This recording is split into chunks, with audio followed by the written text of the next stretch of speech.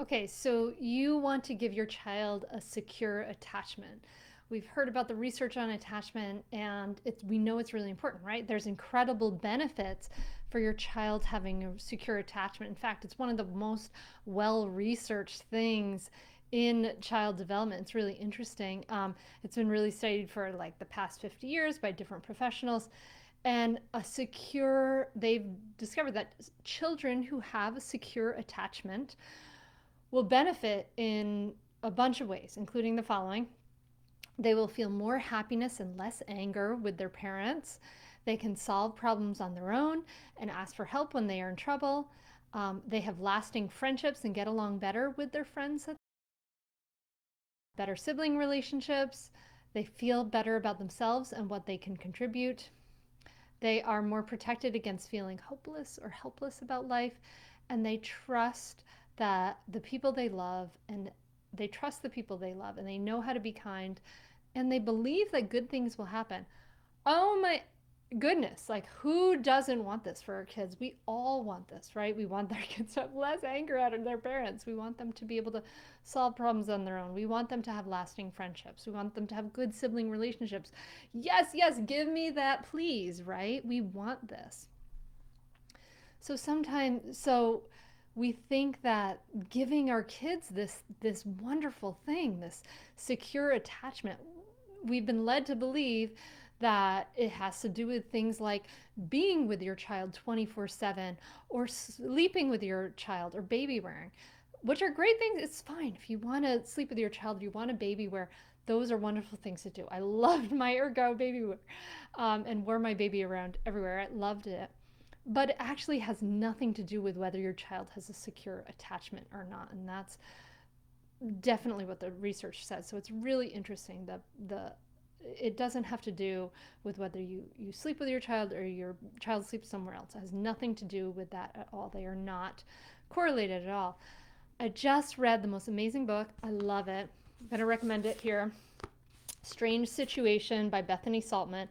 And she studies the science of attachment incredibly deeply, goes into it, is worried about her child's attachment, is worried about her own attachment and how maybe she may have passed on that attachment status to her child. It's a really common worry that we all may have had. And I really recommend this book. She writes very honestly and vulnerably and beautifully.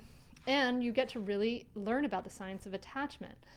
But what's really fascinating to me is the conclusion at the end, and that all that stuff, the sleeping with your child or wearing your child, that has nothing to do with whether you're going to be a sensitive caregiver or your child's going to have a secure attachment. Um, Sensitive caregiving depends on having a mind that is open and supple enough to read another's. What does that mean, right? Um, the capacity, I'm going to read from her book now, the capacity to see one's own mind, the ability to mentalize is a very concrete and important matter, especially for parents, because of the way every attachment pair, every parent and child operates as a unit. What happens within our own state of mind in relation to attachment is what happens in our child's, right? So it's about this ability to be present with ourselves. Attachment is really about the ability to be present with ourselves. It's about your ability to feel your feelings and be present for yourself and your child. And this is what mindful parenting is all about. This is why mindfulness is at the heart of it. This is what Bethany Saltman writes here.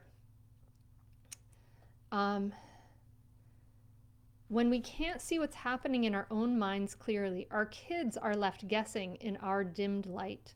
Of course, we all want to model good behavior for our kids, hard work, good manners, healthy living.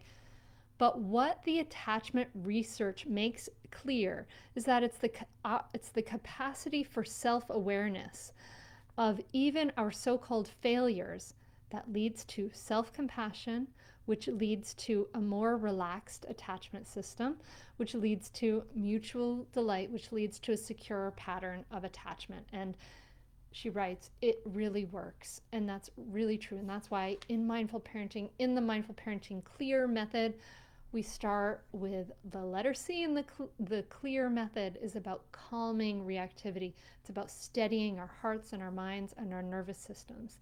And that's what is leading to a secure attachment. It's not about how you sleep with your baby. It's about your ability to be present with yourself. And this is something that can be learned and practiced, which is beautiful. So if you want to know more about mindful parenting, you can go to mindfulparentingcourse.com. But I also have another awesome free resource for you here. That this ability to be present, to feel our feelings, to be mindfully present has a lot to do with how we are taking care of ourselves, how we are taking responsibility for ourselves. And so I have an awesome assessment for you, a self-care assessment for you. And I have a link for that below. So it can be very eye-opening. I invite you to check it out. And you do this for yourself, you do this for your child too, though, because we want those incredible benefits of attachment. The kids who have secure attachment feel happier, less angry at their parents. They can solve problems more on their own. They have more lasting friendships. They get along better with their siblings, right? That really starts with you and your ability to be present for you.